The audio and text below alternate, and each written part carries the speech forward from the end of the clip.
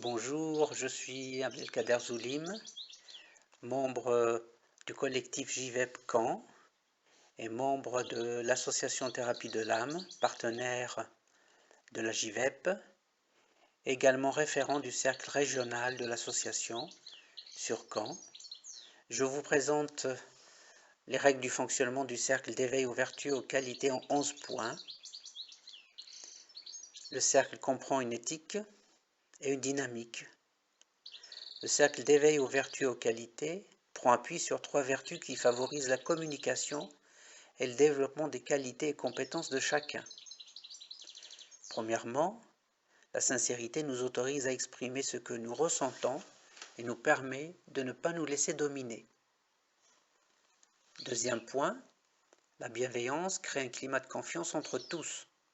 Avoir une parole bienveillante, adopter une attitude positive nous permet d'envisager nos différences comme des points de vue complémentaires.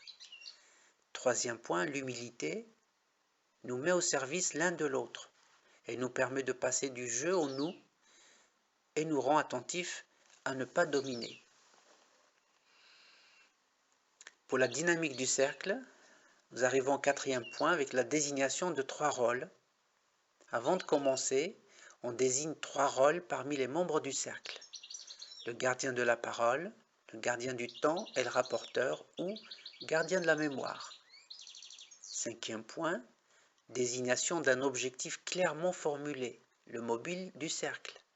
Le gardien de la parole, en veillant à ce que l'on ne s'écarte pas de l'objectif fixé, qu'il rappellera au début du cercle, distribuera équitablement la parole à chacun, pourra faire écourter les interventions si nécessaire, et faire une synthèse et des bilans intermédiaires ou demander à un membre du groupe de le faire. Sixièmement, la désignation de la durée du cercle par les participants.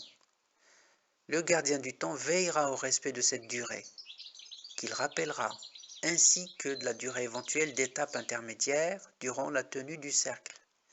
Le temps partagé ensemble est précieux. 7e point, le gardien de la mémoire rédige un compte-rendu synthétique des idées et solutions qui ont émergé dans le cercle. C'est la mémoire du cercle. 8e point, entrer dans le cercle est un acte volontaire et libre. L'intention d'y participer peut se marquer par un temps de silence ou de méditation, ouvert, puis clôturé par le gardien du temps. 9e point, durant la tenue du cercle, les intervenants s'adressent au centre et respectent la parole de chacun.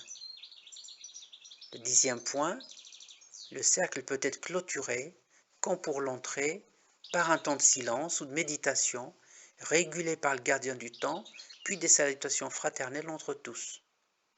Le 11e point, c'est la règle de l'effort constant. Dans la durée, un cercle vit ou meurt selon l'effort de chacun. Je vous remercie.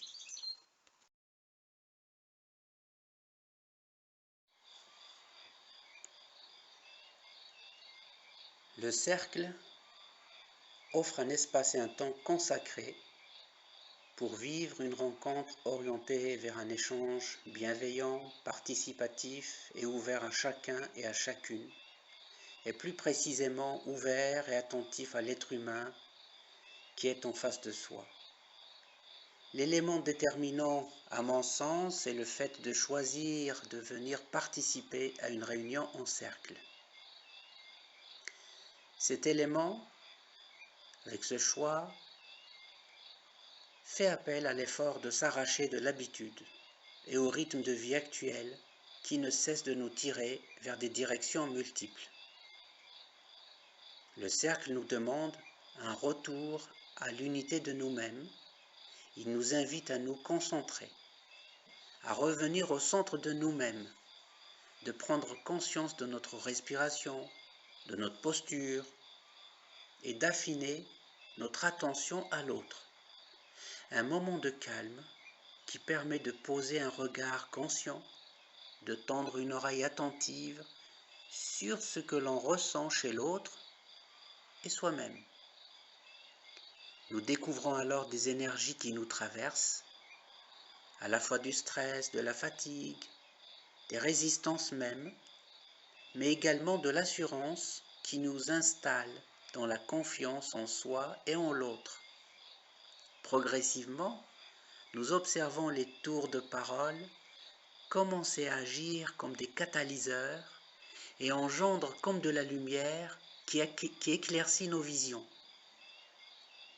Cette lumière alors permise par l'effort de poser des paroles, de livrer sa pensée ou ce qui nous habite dans l'instant. Faire cela avec considération de chacun, dans l'humilité, la bienveillance et la sincérité, et dans la conscience que chaque participant est la source d'une joie, la source d'une solution, la source d'un éclairage et de compréhension, alors le cercle des corps, la vie en famille, l'échange dans le cercle, à l'école ou au marché, la vie partagée ainsi, ensemble, devient plus intéressante et agréable, donnant à la paix plus de chances d'être vécue, d'être partagée et d'être renouvelée.